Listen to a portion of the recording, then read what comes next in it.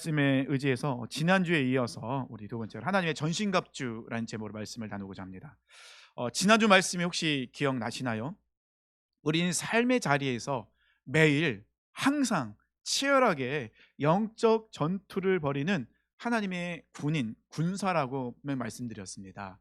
우리는 하나님께 부르심을 받은, 하나님이 우리를 부르신 하나님의 자녀로 군사로 우리를 부르셨다는 것이죠. 그러면 영적 전투를 벌인다는 건, 군사라는 것은 싸워야 될 대상이 있다는 것이죠. 적이 있다는 것입니다.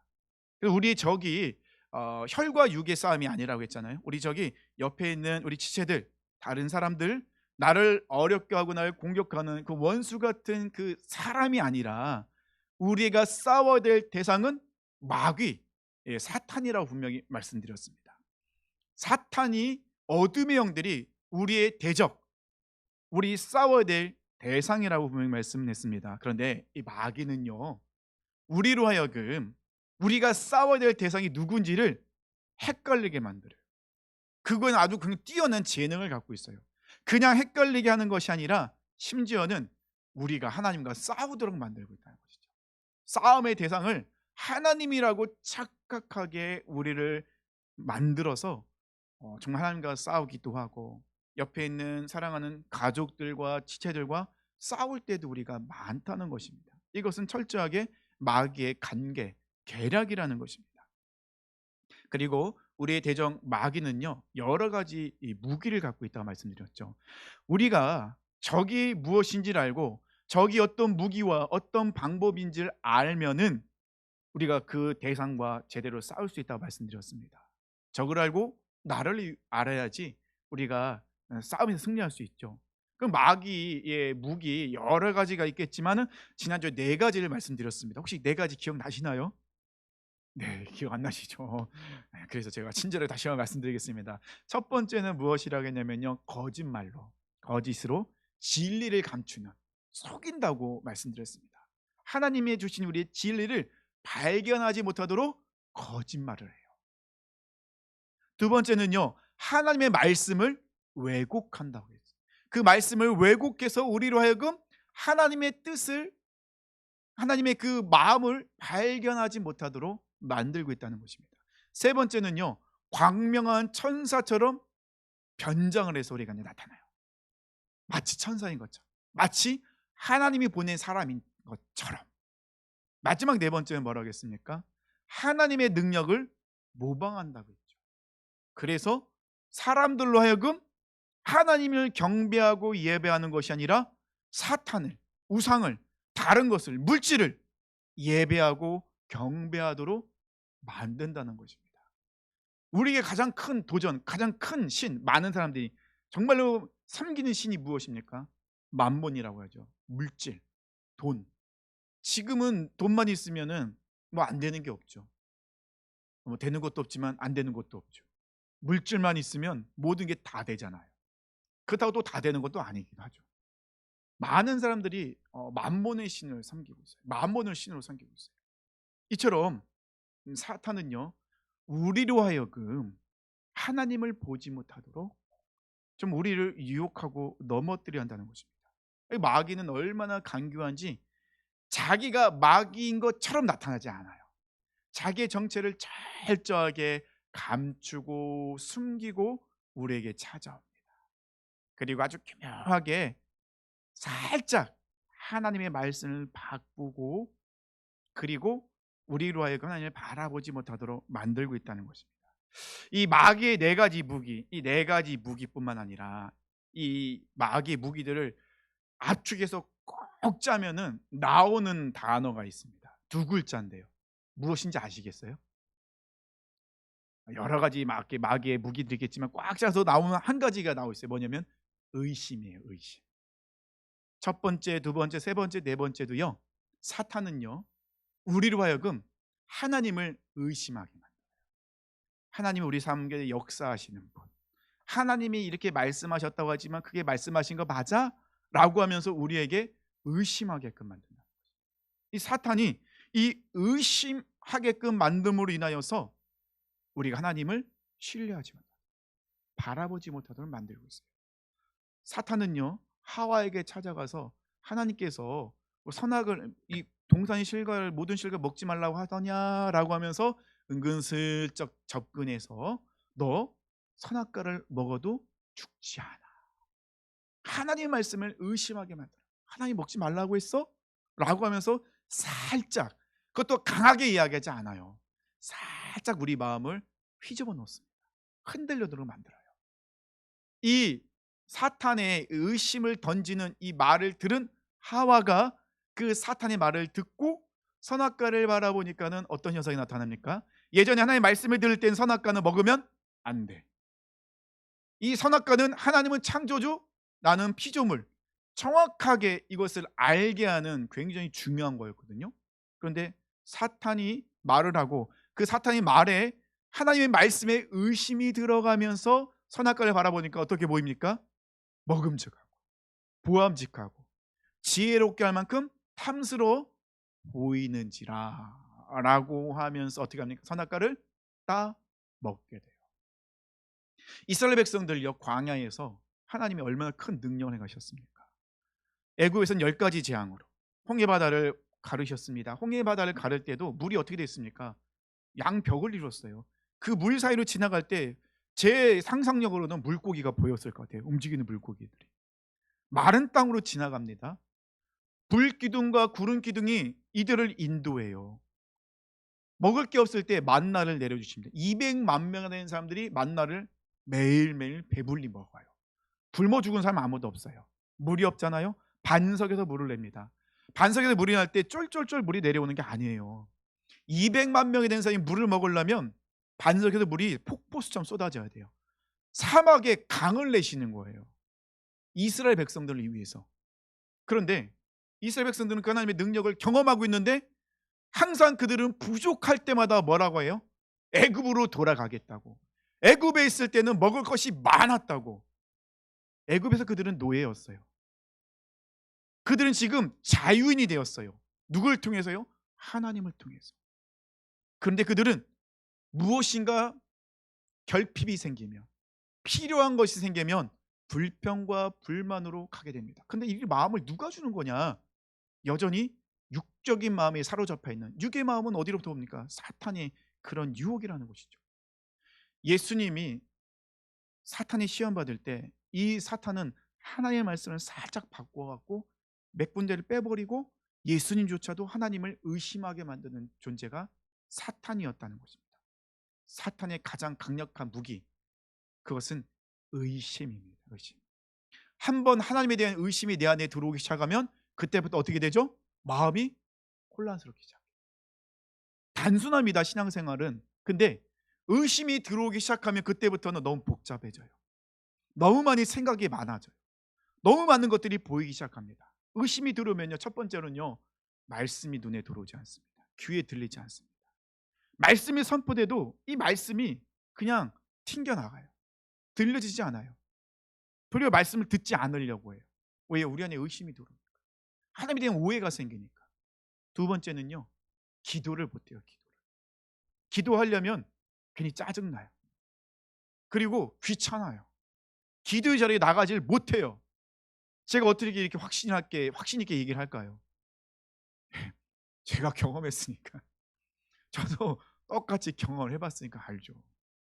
목사라고 그런 일이 없겠습니까? 목사도요, 하나님에 대한 의심이 들어오기 시작하면요, 기도의 자리에 나가게 되어요.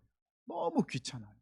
아무리 기도해도 응답되지 않는데 내 기도 또 기도해야 될까? 정말 힘든데. 기도해도 하나님 응답해 주시지 않는데 내가 왜 기도해야 되지? 이런 생각이 제 안에 들어온다는 거예요. 귀찮아. 짜증나. 말씀 들을 때도 그러잖아요. 말씀 들어야 되는데 또 들어야 되네. 그 시간 어떻게 버티지? 이런 생각들이 들어왔었습니다. 사탄은 계속해서 우리를 이렇게 공격하고 있고 하나님에 대해서 의심을 넣음을 일어나요. 사도 바울이 지금 에베소서를 기록하고 있는 장소는요, 감옥이었습니다.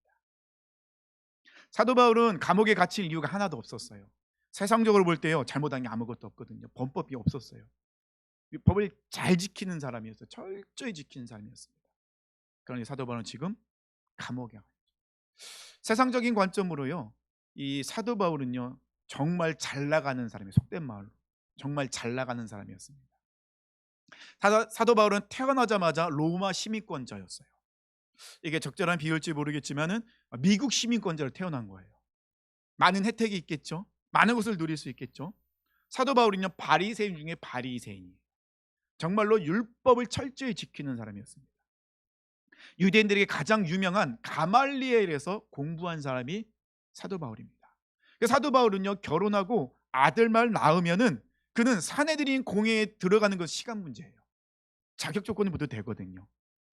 정말로 그는 가만히 있었으면 성공의 길을 갈 수 있는, 성공거리고 떵떵거리며 많은 권세와 권력을 누릴 수 있는 사람이 사도 바울이에요. 성공의 고지가 눈앞에 있었던 사람이 사도 바울인데, 근데 사도 바울은 한순간에 그의 인생이 완전히 바뀌어요. 그럼 사도 바울의 인생을 바꾼 사람은 누구입니까? 바로 예수 그리스도예요. 예수님을 담에색에서 만남으로 인해 사도 바울의 인생은 완전히 바뀝니다. 세상적인 관점으로 보면은 쫄딱 망했죠.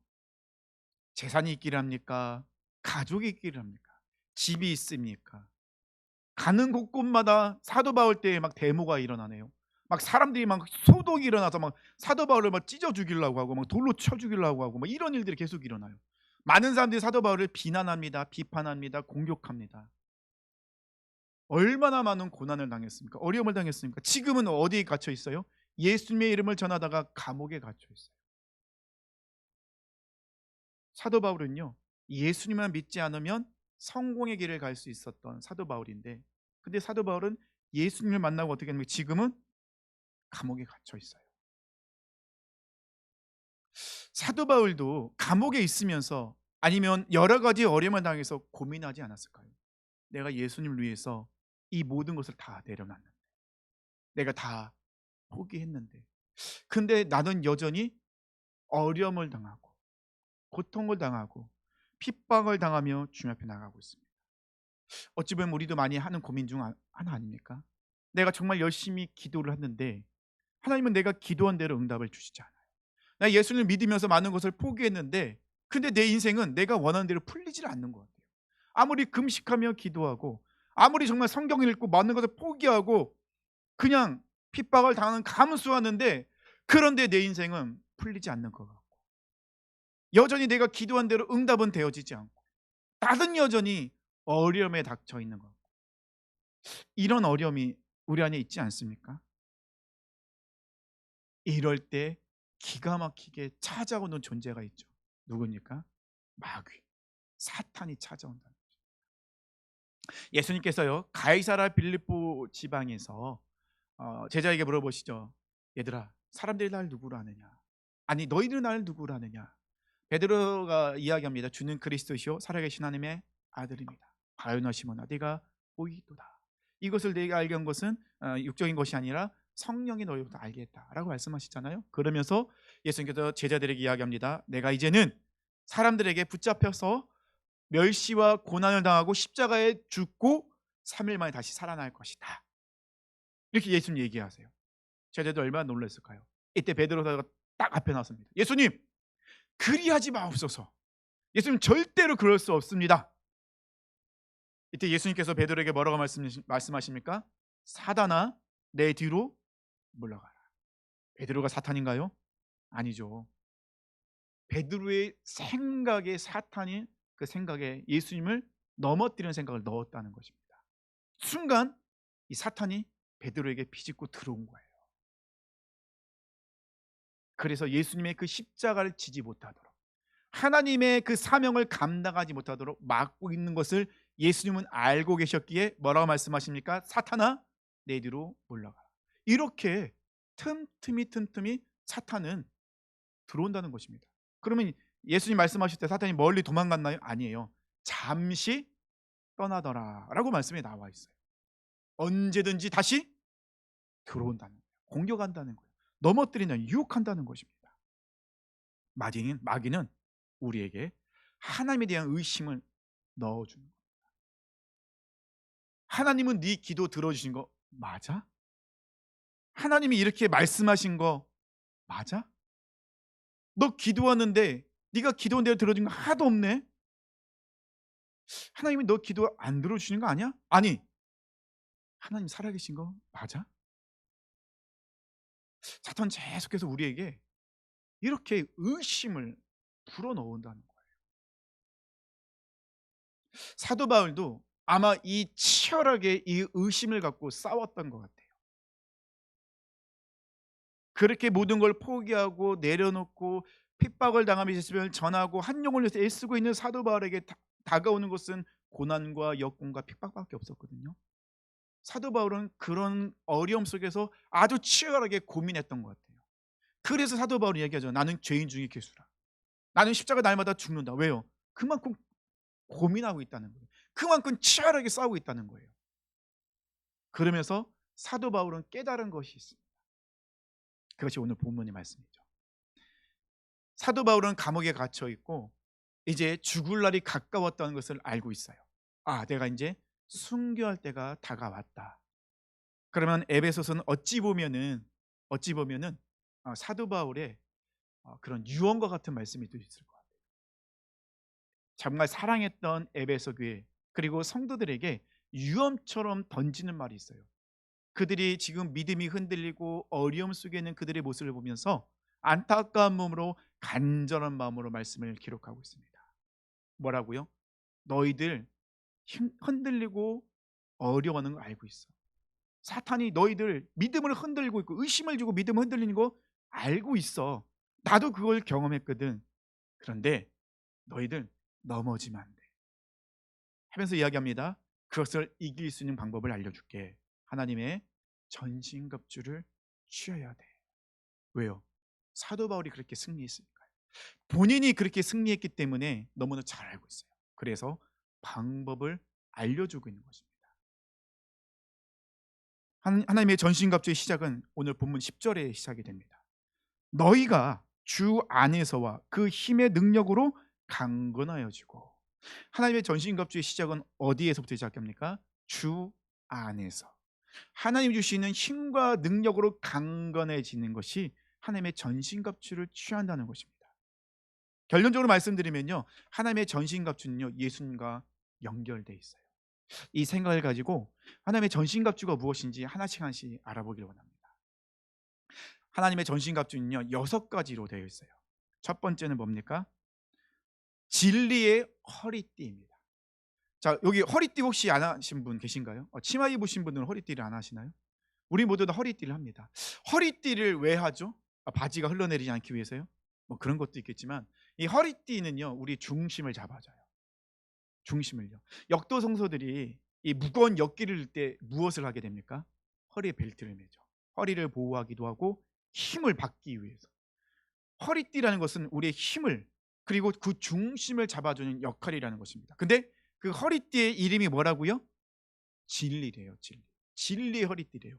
그러니까 사도 바울이 이 전신갑주를 이야기하면서 그 앞에 항상 이름을 붙여요. 왜냐하면 그것이 그 정확한 우리를 이길 수 있는 그런 무기들이기 때문에 그래요. 사도 바울이 그것을 경험했기 알거든요. 그러면 우리의 중심을 잡아주는 허리띠는 뭐라고요? 진리래요. 진리. 진리가 우리의 영적인 중심을 잡아준다는 거예요. 진리가 우리의 삶의 기준을 잡아준다는 것입니다. 그래서 사도 바울은 알기 때문에 그 허리띠를 진리라고 얘기하고 있는 거예요. 요한복음 8장 32절에요. 진리를 알지니 진리가 너희를 자유롭게 하리라. 우리를 죄에서 자유인으로 만들어줄 수 있는, 우리가 자유롭게 살아갈 수 있는 방법은 뭐라고요? 진리. 진리를 알아갈 때 우리는 자유함으로 누릴 수 있는 거예요. 그러면 그 진리가 무엇이냐? 요한복음 14장 6절에 나오죠. 예수께서 이르시되 내가 곧 길이요 진리요 생명이니 나로 말미암지 않고는 아버지께로 올 자가 없느니라. 진리는 누구시라고요? 예수 그리스도. 우리 삶의 기준, 우리의 영적인 중심을 잡아주신 분 누구시라고요? 예수님이십니다. 예수님이 우리의 모든 걸 잡아주세요. 그리고요, 이 당시 군인들은요 허리띠를 하고요 거기 한 가지 더 하는 게 있었어요. 무엇을 했냐면 허리띠에 자기의 개인 무기인 칼을 찼어요. 무기를 거치할 수 있는 것이 어디냐? 허리띠였어요. 진리의 허리띠에 무기를 장착할 수가 있는 것입니다. 두 번째는요, 의의 호신경입니다. 호신경. 이 호신경은 흉배라고 하거든요. 가슴과 배를 보호해요. 영화 같은 데 보면 이렇게 가죽으로 이렇게 뭐 쇠로 된 이렇게 가슴을 이렇게 막는 것들을 장착하잖아요. 자, 그러면 이 흉배는 어디를 보호하는 겁니까? 우리의 가장 중요한 심장, 그리고 우리의 장기들. 이것을 보호하지 않으면 우리가 싸울 수가 없어요. 만약에 우리가 칼이나 공격 무기로 해서 우리가 만약에 이 심장이나 장기가 훼손되면 우리는 죽게 되는 거예요. 그러면 의의 호신경은 우리의 무엇을 지키는 겁니까? 생명을 지키는 겁니다. 우리에게 새 생명, 우리에게 생명을 주신 건 뭐라고요? 의. 의롭다 하심으로는 새롭게 되는 거예요. 로마서 5장 1절에요. 그러므로 우리가 믿음으로 의롭다 하심을 받았으니 우리 주 예수 그리스도를 말미암아 하나님과 화평을 누리자. 우리가 죄로부터 벗어나서 의롭다 하심을 받을 수 있는 방법은 뭡니까? 예수님을 믿음으로. 믿음으로 우리는 의롭다 하심을 얻게, 받게 인정되는 거예요. 예수님의 십자가는요, 우리를 의롭게 되었다는 증표라는 것입니다. 그래서요, 우리는 십자가 앞으로 나아갈 때 사도 바울이 고백했던 것처럼 날마다 나는 죽노라. 어디에서요? 십자가에서. 십자가에서 내가 날마다 죽을 때 우리는 의롭다 하심을 받아 새 생명을 누릴 수 있는 거예요. 예수님의 그 의가, 예수님의 그 의롭다 하심이 우리를 어떻게 해요? 보호하신, 우리 생명을 보호하게 된다는 것이죠. 마태복음 16장 24절에 이에 예수께서 제자들에게 이르시되 누구든지 나를 따라오려거든 자기를 부인하고 자기 십자가를 지고 나를 따를 것이니라. 십자가 앞으로 나갈 때 우리는 의롭다 하심을 받고 우리 생명을 보호받으며 새 생명이 될 수 있는 것입니다.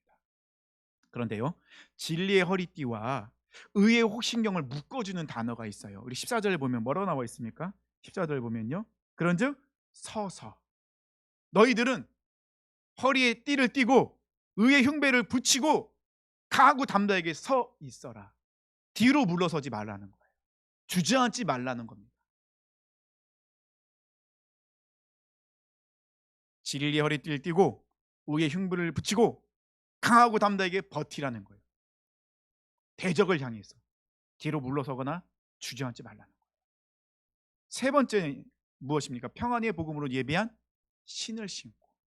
군인들이 싸우는 전쟁터는요, 뭐 이렇게 좋은 곳이 아니었어요. 항상 그 안에는 장애분들이 많았어요. 만약에 군인들이 신발을 신고 있지 않다면 전쟁을 제대로 할 수 있을까요? 우리 군인들이 신는 신발을 워커라고 하잖아요. 신발이 제대로 신고 있지 않다면 행진하는 거나 아니면 무엇을 이동할 때 항상 불편하다는 것이죠. 신을 신고 어디든지 갈 수 있습니다. 근데 그 신의 이름이 뭐라고요? 평안의 복음의 신이라는 거예요. 전쟁터에서 많은 사람들이 두렵고 떨리고 무서워합니다. 우리는 영적 전투를 벌이고 있는데 영적 전투 가운데 우리가 평안함을 얻을 수 있는 방법은 복음밖에 없다는 거예요. 이 복음이 우리에게 평안을 더해 주시는 겁니다. 요한복음 14장 27절에 평안을 너희에게 끼치노니 곧 나의 평안을 너희에게 주노라. 내가 너희에게 주는 것은 세상이 주는 것과 같지 아니하니라. 너희 마음에 근심하지도 말고 두려워하지도 말라. 무서워하지 마라. 복음으로 평안으로 예비되어 있는 복음의 신을 신고 우리는 어떻게 해요? 담대하게 전쟁터를 누비고 다니라는 거예요. 군인이 전쟁터에서 누비고 다니면 그들이 승리할 때마다 기쁜 소식이 전해지는 거예요. 복음의 신은, 복음은 뭡니까? 기쁜 소식 아닙니까? 우리에게 참다운 평안을, 우리에게 기쁜 소식은 누구입니까? 예수 그리스도시죠. 예수님만이 우리에게 평안을 주십니다. 우리에게 기쁜 소식이 되어주시죠. 네 번째가요, 믿음의 방패입니다. 16절 말씀 보니까요, 모든 것 위에 믿음의 방패를 가지고, 자, 믿음의 방패를 갖기 전에 나오는 단어가 있죠. 무엇입니까? 모든 것 위에. 그러면 믿음의 방패는요, 갖기 전에 필요한 것이 있었다는 거예요. 그게 뭐죠? 진리의 허리띠, 의의 흉배, 평안으로 예배되는 복음의 신을 신고 마지막으로 가장 강력한 모든 공격을 막아내는 무기인 믿음의 방패가 필요하다는 것입니다. 사탄은 계속해서 우리를 어떻게 공격한다고요? 의심하게 만든다고 하잖아요. 하나님의 말씀에 대해서 의심하게 만들잖아요. 하나님의 말씀을 듣지 못하도록 만들고 있잖아요. 그것을 막아낼 수 있는 유일한 이 무기는요, 믿음의 방패라는 것입니다. 의심을 이겨낼 수 있는 최적화되어 있는 그런 무기는 믿음이라는 것입니다. 근데 이 믿음은요, 단순히 그냥 사실에 대한 동의가 아니라는 것입니다. 이 믿음은 단순적 지식적 동의가 아니라는 것입니다. 요한복음 1장 12절에 영접하는 자 곧 그 이름을 믿는 자들에게는 하나님의 자녀가 되는 권세를 주셨습니다. 이 믿음이란 건 뭡니까? 예수님이 하나님의 아들이심을, 구원자이심을, 나의 주권자 되심을, 나의 주인 되심을 선포하고 인정하고 신뢰하는 것이 믿음이라는 것입니다. 단순한 지식적 동의는요, 믿음이 아니에요. 진정한 믿음은 나의 삶 가운데 나의 믿음, 나에게 믿음을 주시고 일어날 수 있는 나에게 힘을 주시는 분이 바로 예수님이라는 것을 인정하고 신뢰하고 선포하는 것이 진정한 믿음이라는 것입니다. 아직 안 끝났죠. 다섯 번째는 무엇입니까? 구원의 투구입니다. 구원의 투구는 머리를 보호하고 있죠. 우리는 죄로 인해서 죄의 노예였어요. 하지만 예수님을 통하여 그 십자가 보혈을 통하여 우리는 그 죄에서 씻김 받고 하나님의 자녀, 하나님의 군사가 된 정체성을 갖고 있어야 돼요. 이 정체성이 올바르지 않으면 우리는 판단을 제대로 할 수가 없어요. 적이 누구인지, 내가 싸워야 될 그런 대상이 누구인지, 사탄이 나에게 어떻게 공격하고 있는지를 분간을 못해요. 구원의 투구를 쓰고 있을 때, 예수 이름을 통하여 우리가 구원받았던, 난 하나님의 자녀가 되었던, 하나님의 군사가 되었던 정체성이 분명할 때 우리는 적을 바로 볼 수 있고 적의 공격을 꿰뚫어 볼 수 있게 된다는 것입니다. 마지막이요, 여섯 번째는요, 가장 강력한 공격용 무기인 성령의 검, 곧 하나님의 말씀입니다. 하나님께서는 말씀으로 천지를 창조하셨습니다. 하나님의 말씀 안에는요, 지혜와 지식과 명철과 능력이 있어요. 디모데후서 3장 16절 17절에 보니까요, 모든 성경은 하나님의 감동으로 된 것으로 교훈과 책망과 바르게 함과 의로 교육하기 유익하니 이는 하나님의 사람으로 온전하게 하며 모든 선한 일을 행할 능력을 갖추게 하려 함이라. 예수님도요, 사탄이 유혹할 때 하나님의 말씀으로 승리하십니다. 사도들도요, 귀신을 내쫓을 때, 병자를 고칠 때, 능력을 행할 때 말씀이 육신이 되어 이 땅에 오신 예수님의 이름을 선포함으로 그런 모든 것들을 행했다는 것입니다. 우리의 가장 강력한 무기는요, 말씀이에요. 말씀. 그래서 사탄은요, 항상 이 말씀을 우리가 듣지 못하도록 막아버려요. 방해해요. 듣지 못하고 또 말씀을 읽지 못하도록, 그리고 말씀을 오해하도록 만들죠. 잘못 적용하도록. 왜냐하면 말씀으로 자신들이 쫓겨날 수 있으니까, 말씀으로 그들이 공격당할 수 있으니까 말씀 듣지 못하도록 만든다는 것입니다. 그러면서 마무리를 18절로 마무리하죠. 모든 기도와 간구를 하되 항상 성령 안에서 기도하고 이를 위하여 깨어 구하기를 항상 힘쓰며 여러 성도를 위하여 구하라. 이 모든 것을 우리가 갖추기 위해서 필요한 건 뭐예요? 항상 깨어서 성령 안에서 기도와 간구를 해야 된다는 거죠. 우리가 기도하지 않으면, 간구하지 않으면, 항상 깨어 있지 않으면 우린 넘어질 수밖에 없다는 거예요. 말씀을 맺겠습니다. 우리의 대적마귀는요, 끊임없이 우리를 공격합니다. 마귀는요, 절대 쉬는 일이 없어요. 마귀는 졸지도 않아요, 잠도 자지 않습니다. 먹지도 않아요, 쉬지도 않아요. 끊임없이 우리를 공격합니다. 그래서 우리가 깨어있지 않으면 안 된다는 것입니다. 그리고 절대로 자기는 적이 아니라고 그렇게 거짓말하면서 살짝 다른 모습으로 우리에게 찾아온다는 것입니다. 그리고 우리의 가장 연약한 부분을 살짝 건드려요. 그리고는 그 안에 심어놓는 씨앗이 있어요. 우리에게 무슨 씨앗이냐? 의심이라는 씨앗을 심겨놔요. 얼마나 간교하고 얼마나 지혜로운지, 우리에게 그 의심이라는 씨앗을 심겨놓는데 우리는 사단이 심겨놓은 그 의심의 씨앗이 의심인 줄 몰라요.